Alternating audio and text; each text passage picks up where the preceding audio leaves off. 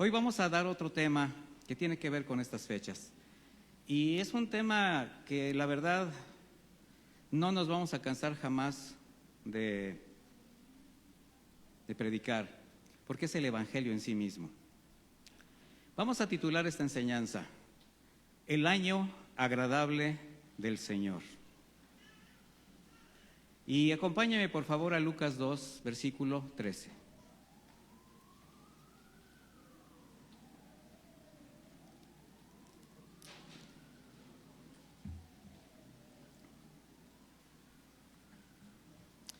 Cuando ya lo tenga, dígame ya. Y repentinamente apareció con el ángel una multitud de las huestes celestiales que alababan a Dios y decían: Gloria a Dios en las alturas y en la tierra paz, buena voluntad para con los hombres. ¿Buena voluntad de parte de quién? De parte de Dios. ¿Qué estaban anunciando estos ángeles? El nacimiento de Jesucristo. Se les presentaron unos pastorcillos para decirles que había nacido el Hijo de Dios. Y esta alabanza desde los cielos establece precisamente que en ese momento los cielos se estaban abriendo para dar paso a la buena voluntad de Dios y al año agradable de Dios. ¿De dónde venía? De lo alto. ¿Quién venía? Nuestro Señor Jesucristo. En la tierra, paz, buena voluntad para con los hombres. Palabras que solamente están mostrando el corazón de Dios y su propósito de reconciliarlo con Él y de darle salvación. Por eso es buena voluntad. Ahora, vamos a ver en qué consistió todo lo que representa esta buena voluntad. Y ahora acompáñeme al libro de Lucas, por favor, en el capítulo 4, versículo 16.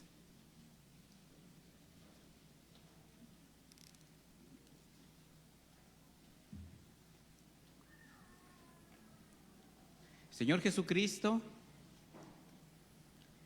en su primer mensaje, después de haber pasado por el desierto 40 días, regresó a su tierra. Y dice, fue a Nazaret, donde se había criado, y conforme a su costumbre, el sábado entró en la sinagoga y se levantó para leer. Esto nos indica que el Señor se congregaba, ¿ya se dio cuenta? Y era un hombre fiel a las tradiciones, a las usanzas religiosas de aquella época, porque el Señor creció en el medio judío.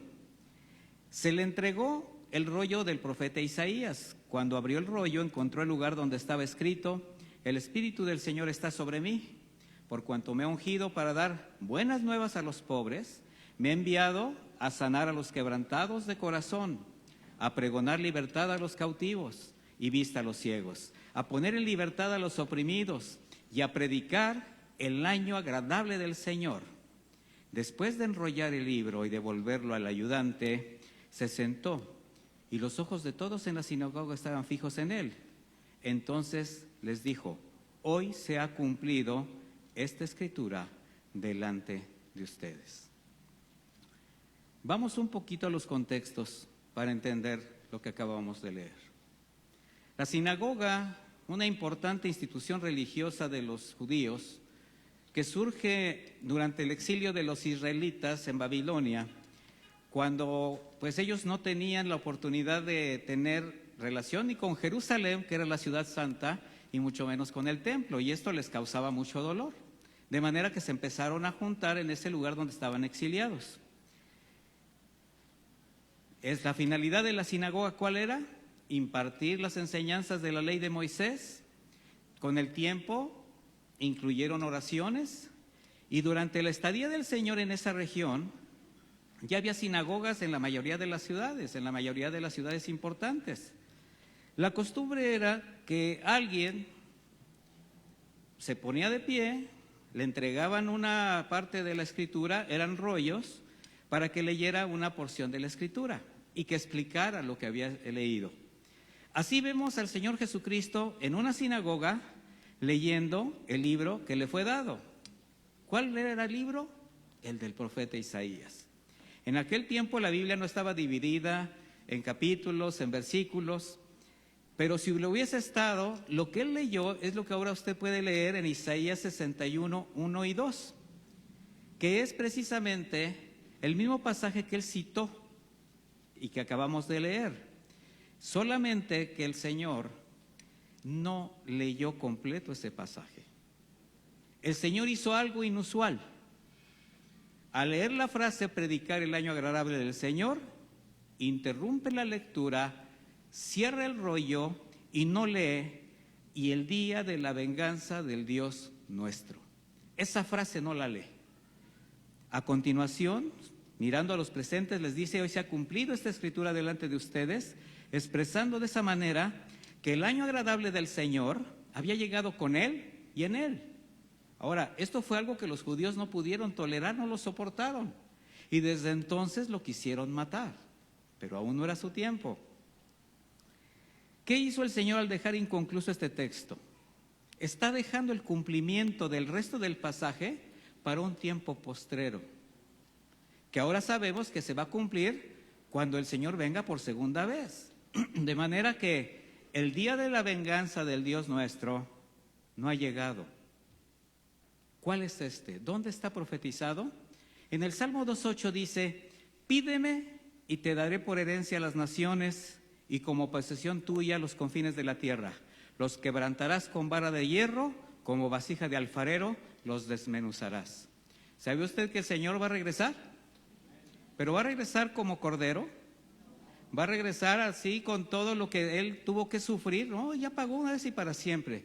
Va a venir con vara de hierro. Va a venir con justicia de Dios. Y ese es el año de la venganza del Dios nuestro. Cuando todos los que le rechazaron, cuando todos los que fingieron ser cristianos, ese cristianismo nominal que ha hecho tanto daño a la iglesia contemporánea y de muchas generaciones, bueno, el Señor va a hacer cuentas, va a arreglar cuentas con todos nosotros. Sin embargo, cuando el Señor estuvo aquí, cuando vino a este mundo por primera vez, fue para mostrar la buena voluntad de Dios a una humanidad perdida, predicándoles un evangelio de gracia, un mensaje de salvación, cuya comisión extendió a la iglesia. ¿Y sabe quién es la iglesia? Usted y yo. Una comisión que nos fue dada para precisamente continuar llevándole a las personas un mensaje con la buena voluntad de Dios y anunciarles el día agradable del Señor. Por pura misericordia, mis hermanos, porque el Señor todavía está esperando que muchos procedan al arrepentimiento. Estamos viviendo este maravilloso tiempo de gracia. ¿Pero qué representa esta profecía de Isaías confirmada en el Señor Jesucristo? El Señor del Espíritu está sobre mí, así dijo. Antes de comenzar su ministerio terrenal, el Señor Jesús pasó por dos eventos muy significativos. Primero, un acto de obediencia que complació al Padre al ser bautizado por Juan. ¿Recuerda usted que en el momento que él llegó al Jordán, incluso Juan lo reconoce? ¿Por qué lo reconocía? Porque era su primo. Y además tenía la revelación de quién era el Hijo de Dios. Él mismo le dijo: sería mejor que tú me bautizases a mí. ¿Y qué le dijo el Señor? Hagamos esto en obediencia. Y apareció el Espíritu Santo que bajó en forma de paloma, se posó en él, fue ungido, y las palabras del Padre que eran: este es mi Hijo amado, en el cual me complazco. La traducción literal dice: en el cual me complazco y me complaceré siempre. De manera que ese fue el primer acto significativo, donde vemos la unción directa ya para que comience su ministerio y luego ser llevado inmediatamente al desierto durante 40 días por el Espíritu para ser probado, para ser fortalecido.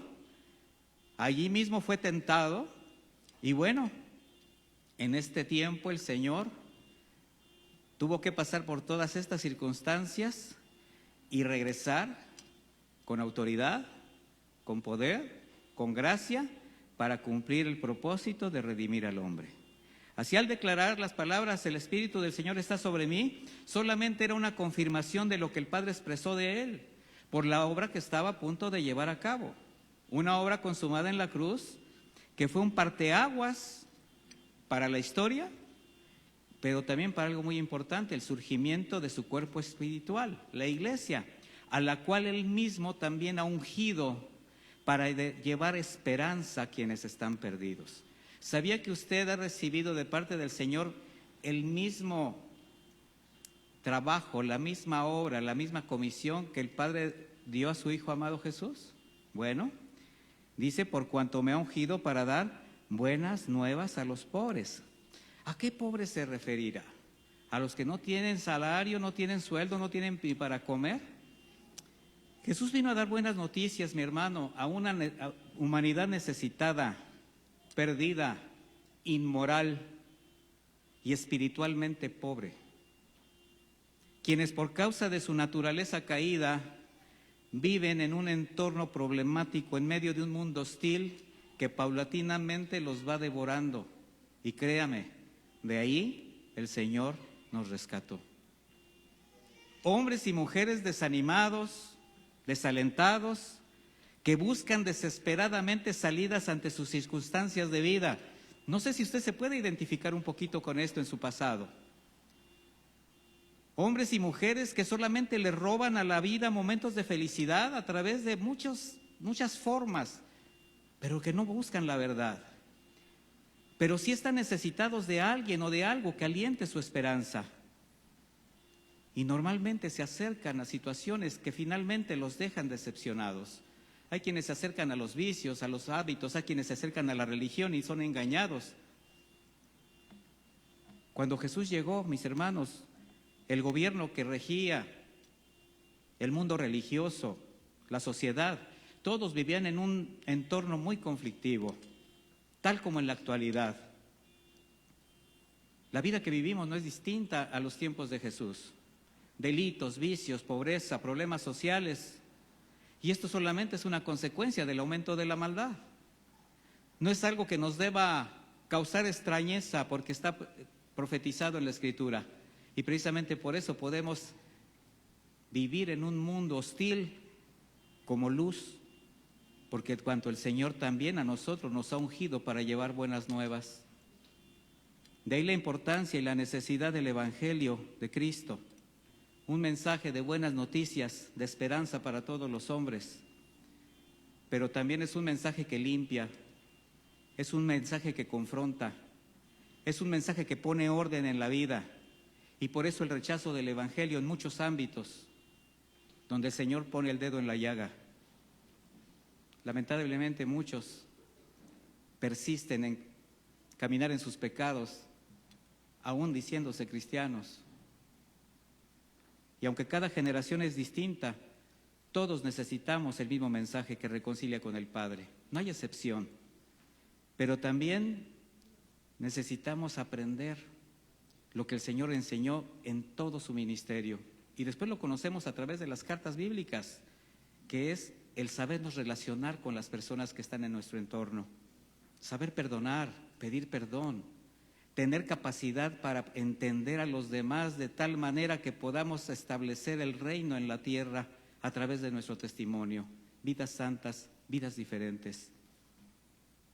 Porque nuestra generación no es la excepción, mis hermanos. Toda la gente en nuestro entorno necesita escuchar este mensaje de esperanza, que le dé seguridad, que le dé confianza, que alumbre la vida a los que están en tinieblas. Un mensaje de aliento al desesperado, al abatido, al enfermo del alma, que sin saber cómo anhela encontrar descanso porque está cargado de problemas y dificultades, pero también está ávido de paz. Personas que solamente tienen remordimientos, amargura y resentimiento, pero que no alcanzan a comprender el poder del arrepentimiento, del perdón. Hombres y mujeres bajo la sombra de la condenación por la condición en que viven, la carga moral, creyendo que no hay oportunidad ya de retomar el rumbo, pensando que no vale la pena seguir luchando. Sienten que todo está en su contra, que han perdido la fe en todo y en todos. Hay quienes, para olvidar o justificar la condición espiritual que viven, tratan de suplir esa falta de paz y de carencia moral, buscando éxito, dinero, prestigio, o justificando actos corruptos de inmoralidad, deshonestidades, vicios, pero nunca recurren a Dios. En su soberbia, en su orgullo, se sienten autosuficientes. No necesito de Jesús. Y sin embargo, Él fue a lo que vino, a dar esperanza a los que están abatidos, a los pobres. No se dan cuenta que cualquiera que sea su situación, sin importar su estrato social, su edad, su condición, todos somos pobres espirituales, somos minusválidos del alma, mis hermanos, y el Señor vino a darnos buenas noticias. Yo sé que quienes han nacido de nuevo, los hijos de Dios, saben de lo que estoy hablando y han recibido esa paz y la viven y trasciende a los demás porque forma parte de su vida actual. Pero hay quienes no conocen esta paz, aún pretendiendo ser cristianos solamente porque se congregan en un lugar que se dice cristiano y solamente llevan una religión para justificar una vida. El Señor en su palabra dejó expresado: vengan a mí los que estén cansados y afligidos, yo los haré descansar. ¿Cuántos están todavía cansados y afligidos por lo que están viviendo? Aún como hijos de Dios, porque las circunstancias no son favorables. El Señor dijo también: me ha enviado a sanar a los quebrantados de corazón. ¿Quiénes son los quebrantados de corazón? Aquellos que al ver su condición reconocen que la vida que han llevado, sea que tengan mucho, sea que tengan poco, los tiene perdidos. El pecado los ha destrozado. Y al sufrir las consecuencias de los deseos de su propia carne, de su perversión, de su desobediencia, están como muertos en vida, desconociendo el propósito de la verdadera existencia, de formar parte de la familia de Dios, o de haber nacido en este mundo. No nacimos para estar separados de Dios. Sin embargo, el pecado destruye al hombre. ¿Y sabe qué? El pecado tiene recursos ilimitados para hacerlo.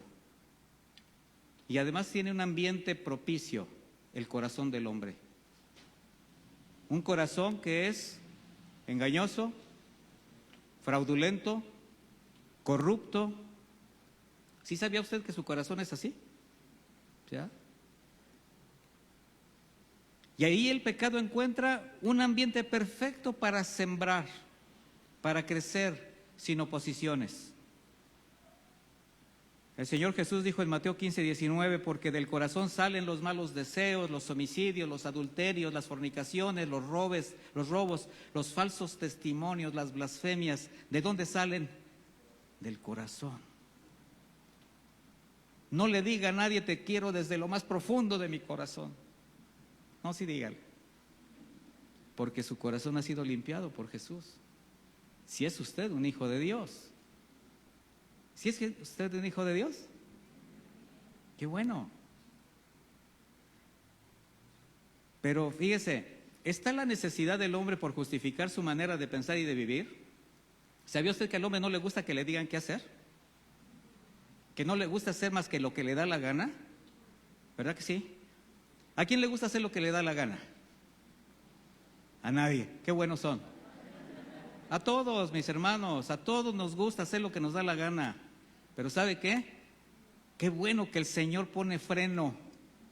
Qué bueno que el Señor llegó a nuestro corazón. Qué bueno que el Señor nos puso límites para librarnos de nosotros mismos. Gracias a Dios por sus mandamientos, por la dirección de su Espíritu Santo. Porque mire, hay quienes aún hasta cuestionan la Escritura. Hay personas que dicen, no, pues yo también me congrego, soy cristiano, pero ¿dónde dice la Biblia que no debo drogarme? ¿Dónde dice la Biblia que no debo fumar, que no debo tomar? Solo para continuar una vida licenciosa, o sea, continuar su habitual forma de vida. No quieren cambiar su manera de pensar y de vivir. No se dan cuenta que el Señor ha formado en ellos un nuevo templo y tienen que cuidarlo. No se dan cuenta que su cuerpo no fue hecho para llenarlo de drogas, para llenarlo de impurezas que solamente van a afectar su vida y la vida de las personas que están a su alrededor. Y no importa que sea poquito. Es que nada más es poquito, pastor, nada más es poquito. Ya no tomo como antes, ya no me drogo como antes.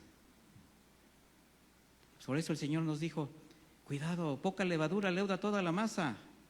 No se trata de que sea poquito, se trata de que no sea, de que seas radical, de que vivas una vida santa, porque Dios es santo.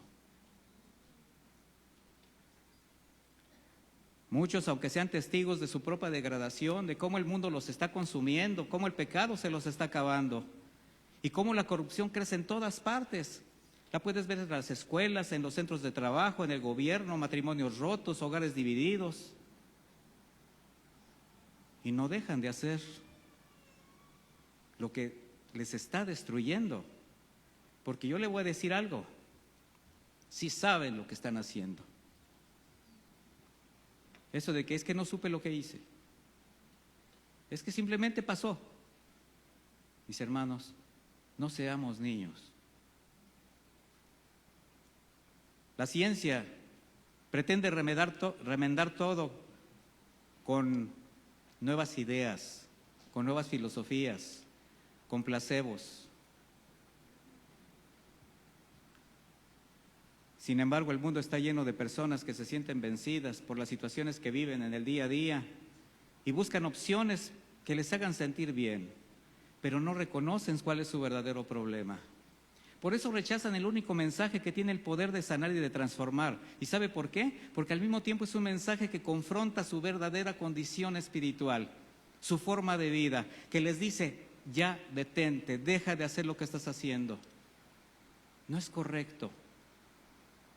Y si esa persona, aún como un creyente, no ha entendido que debe limpiar su corazón a través del arrepentimiento, que lo lleve a pedir perdón para que la sangre de Cristo haga su trabajo de limpieza y el Espíritu Santo llegue a esa vida y la guíe, esa persona seguirá perdida en sus pecados. Porque ese es el único mensaje que da salvación. Así muchos huyen de la luz del Evangelio para esconderse bajo la penumbra del humanismo, la religión, una reacción natural entre los incrédulos, en los rebeldes a la palabra de Dios, que se obstinan en permanecer en su pecado al amparo de los hábitos, de las tradiciones, que se han inventado incluso para agradar ellos según esto a Dios, aunque estén fuera de su voluntad. Vivimos tiempos de muchas tradiciones, donde se están haciendo cantidad de cosas que quizás muchos de nosotros participamos de ellas y todos estábamos pensando que agradábamos a Dios y hablábamos de Jesucristo, pero el único que no estaba presente era Jesucristo. De hecho, hay lugares que se dicen cristianos y hablan de Jesucristo, pero ya perdieron a Cristo en el templo. El único que no está presente es Él. Se obstinan en permanecer en su pecado al amparo de todo esto. La palabra es clara, en Juan 3:20 dice, porque todo aquel que hace lo malo aborrece la luz y no viene a la luz para que sus obras no sean expuestas. Y eso es lo que hace la luz, la palabra de Dios, saca a relucir tu verdadera condición. Dicho a la mexicana, te saca los trapitos al sol.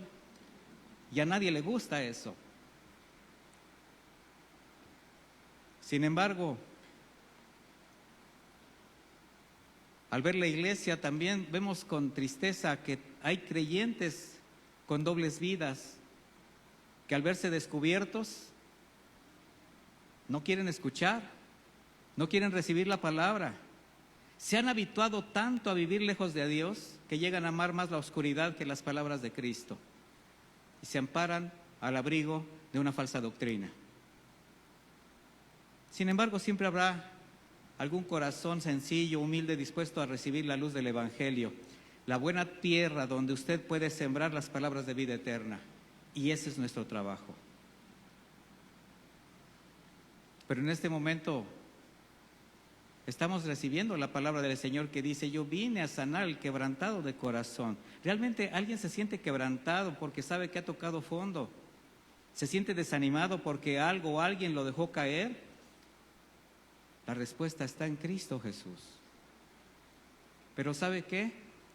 Antes hay que reconocer la condición y dejar de justificarse, arrepentirse de sus pecados, pedirle perdón a Dios, abrir el corazón a Cristo, porque Él quiere llenar tu corazón de paz y de consuelo. Pero tú tienes que limpiar, mi hermano. Tú tienes que reconocer que ese lugar necesita limpieza. Y ten la seguridad que el Señor quitará tu culpa, renovará tu vida, llevará tu carga, te libertará de la esclavitud, de lo que te tiene atrapado.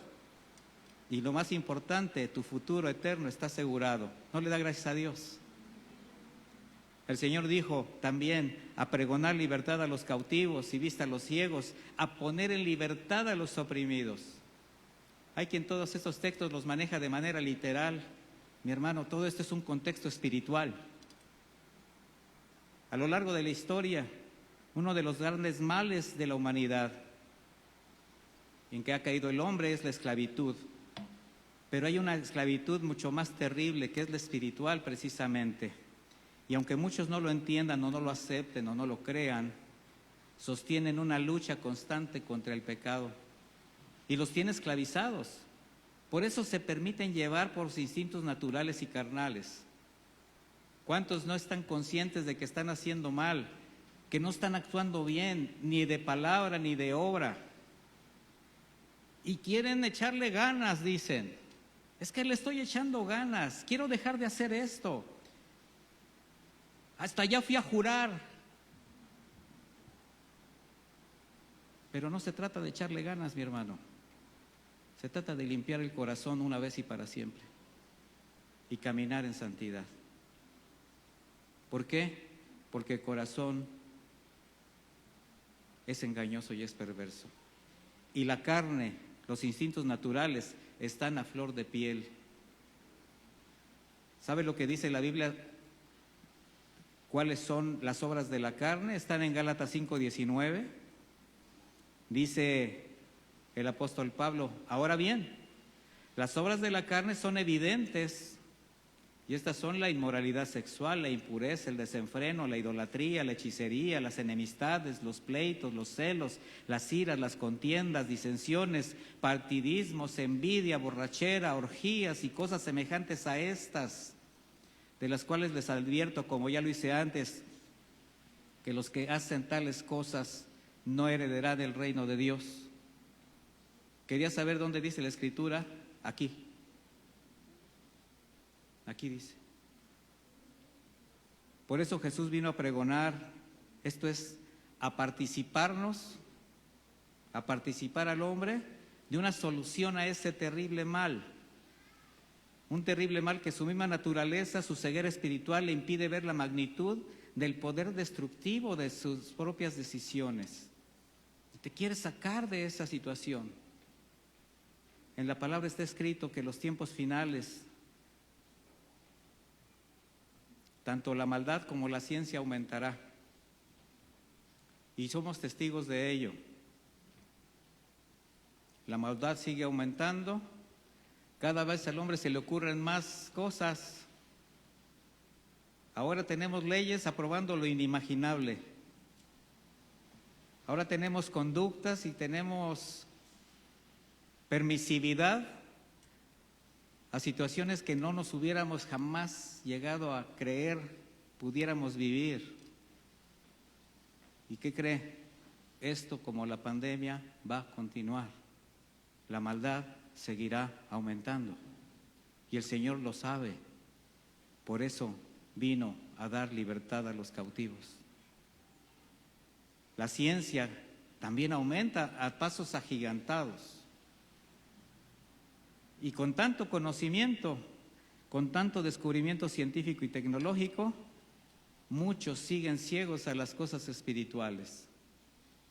Esa es la soberbia del hombre. Y no obstante a todo ese rechazo a la palabra de Dios, a la obra de redención de Cristo, Dios sigue extendiendo su misericordia.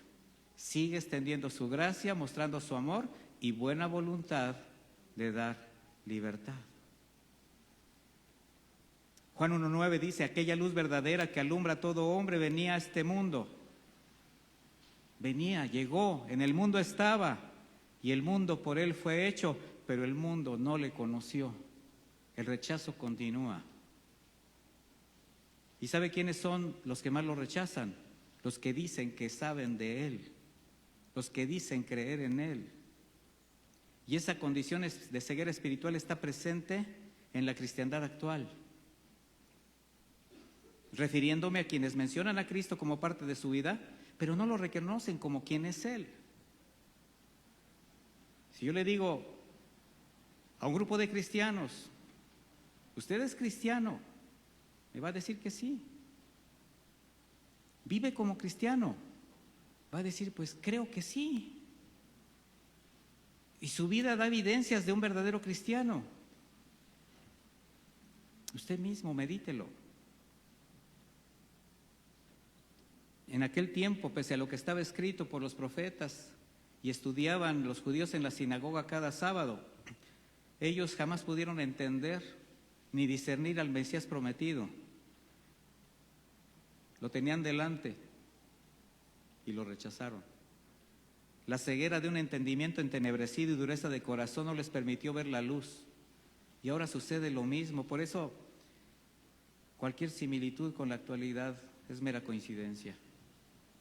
Los días son malos, mis hermanos, y el enemigo sigue cegando al hombre a través de lo que llama su atención, lo que es tangible, lo que es sensual, lo que es agradable a los sentidos.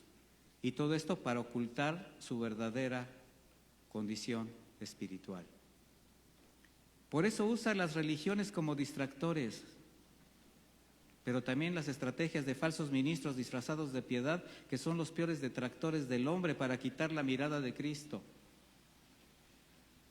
Por eso es necesario abrir los ojos espirituales, pero eso solamente es posible con la ayuda del Espíritu de Dios, para comprender cuál es la verdadera y buena voluntad del Señor. Y el Señor finalmente dice, y predicar el año agradable del Señor. Buenas noticias, mi hermano. Todo lo que dije hace un momento, ¿lo expresé para quien no conoce a Dios o para quienes sí lo conoce? Para todos. Y usted mismo evalúe cuál es su condición delante del Señor. El Señor nos ha permitido llegar a un nuevo año. Si Él permite todavía, incluso que lleguemos a la Navidad. ¿Ya se está preparando para la Navidad? ¿Ya se preparó con su cena? ¿Ya sabe con quién va a participar ese tiempo? Aprovéchelo bien. Cuídese mucho porque va a haber reunión, pero aprovéchelo bien. Glorifique al Señor ese día. Participe de su fe. No oculte al Señor. No por vergüenza o por pena de que es que van a decir que soy un fanático. Es que van a decir que soy un aleluyo, es que me van a hacer menos, no me van a invitar. De hecho, ya no me invitaron a unas posadas que yo quería ir. Qué bueno que no lo invitaron. Qué bueno que el mundo no lo reconoce. Qué bueno que el mundo lo rechace. Pero usted está amistado con Dios. La predicación de Jesús se fundamentó en mostrar al Padre. Jesucristo estaba orgulloso de su papá. Hablaba de su Padre, mi Padre es santo, mi Padre es íntegro. Y predicar el reino de los cielos es, y daba ejemplos para que se nos antojara el reino de los cielos. Pero también nos mostró la única manera de acceder al Padre y de acceder al reino. Cuando el Señor regresó del desierto, dice la Escritura en Mateo 4:17, desde entonces Jesús comenzó a predicar y decía, arrepiéntanse porque el reino de los cielos se ha acercado. El reino de Dios, como todo lo que viene del Padre, tiene una dimensión de eternidad, mis hermanos. Y las buenas nuevas del Evangelio llevan a quien cree a ese destino eterno, pero es a través de Jesús. porque de tal manera amó Dios al mundo, que envió a su Hijo unigénito para que todo aquel que en Él crea, no se pierda y tenga vida eterna. Pero eso no significa que después de que tú crees vas a abusar de la gracia, sino que vas a caminar con Dios, vas a seguir adelante, vas a persistir, vas a perseverar en tu fe y te vas a convertir en la luz que le dé buenas nuevas a los que no lo conocen, establezcas la voluntad del Señor en donde estés y los bendigas con las palabras de vida eterna. Por eso, mis hermanos, para la iglesia este es el tiempo de predicar y testificar el año agradable del Señor, tiempo de esperanza.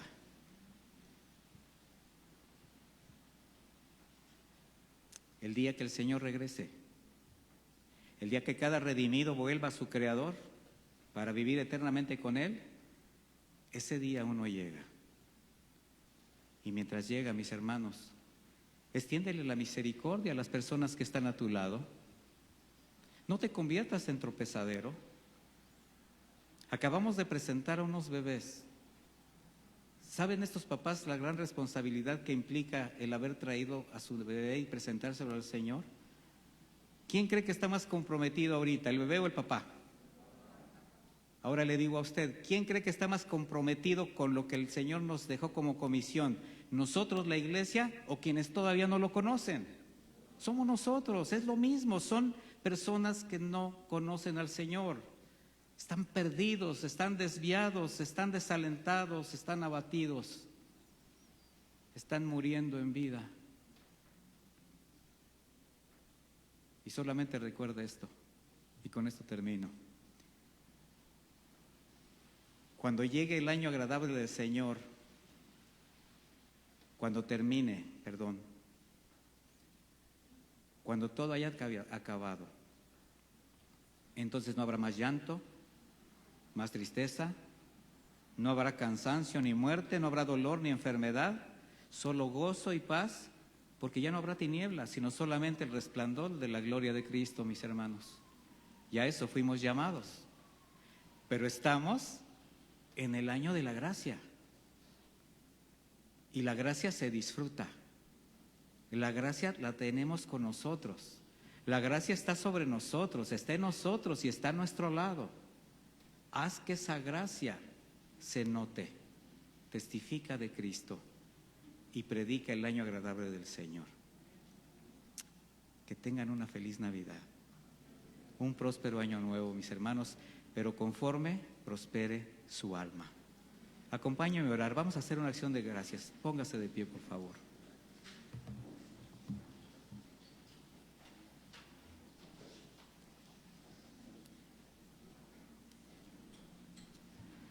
Bendito Dios, te damos muchísimas gracias. Muchas gracias porque estamos en este año agradable, donde las buenas noticias están para quienes aún no le conocen, Señor. Y la guía de tu Espíritu Santo y el trabajo, Señor, de la iglesia está para edificar, para bendecir, para abrazar. Muchas gracias, Padre eterno, por tu cuidado, por tu misericordia. Gracias porque nos dejaste terminar hasta el día de hoy. Gracias porque si tú sigues permitiéndolo, pasaremos este año y veremos un año nuevo. Pero que sea contigo, Señor. Que sea para ti, que sea para tu honra. No permita, Señor, que nos desviemos. Que tu Espíritu Santo nos siga confrontando de pecado, que nos siga convenciendo de pecado, de justicia y de juicio, Señor. Somos tus hijos, sí. Somos tus redimidos, sí. Pero tenemos una necesidad, el no apartarnos de ti. No queremos ser como ese pámpano que cae, que es barrido, que es quemado. No, Señor. Queremos estar unidos aquí delante de ti, Señor. Íntimamente, mi hermano, solamente tú sabes lo que traes en tu corazón. Solamente tú sabes lo que tienes que entregarle. Y este es un momento de reconciliación. Si eres un hijo de Dios, reconcíliate con Él. Reconoce que has fallado, por qué te has desanimado, quizás has dudado. Reconoce que quizás has dejado de hacer lo que tenías que hacer, que has dado un falso testimonio, que has hecho tropezar a alguien. Y si aún no le conoces, este es para ti el año agradable. Estás siendo tocado por la gracia de Dios y lo único que tienes que decir al Señor es: Señor, perdóname, reconozco mi pecado, reconozco mi falta, mis fallas, reconozco que te he ofendido desde siempre. No recuerdo cuántas veces ni cuánto tiempo, pero siempre te he ofendido y hoy entrego mi vida a ti, porque yo recibo de tu gracia. Yo recibo el año agradable para mi vida, porque quiero ser luz, porque quiero ser tu hijo, porque quiero estar contigo toda la eternidad. Alza tus manos al Señor y dile gracias. Gracias por un año nuevo. Gracias por mi familia. Gracias por el alimento. Gracias porque puedo respirar, porque puedo abrazar a alguien. Gracias, Señor, porque en todo veo tu mano, en todo veo tu presencia. Bendito eres, Señor. Y muchas gracias, Señor, por permitirnos llegar hasta este día. Lleva con bien a mis hermanos a sus hogares, que pasen un buen tiempo, que esta temporada, esta época sea de reconciliación, sea de testificar quién eres tú. Y guárdales de todo mal. En el nombre de Jesús. Amén y amén. Que Dios les bendiga, mis hermanos.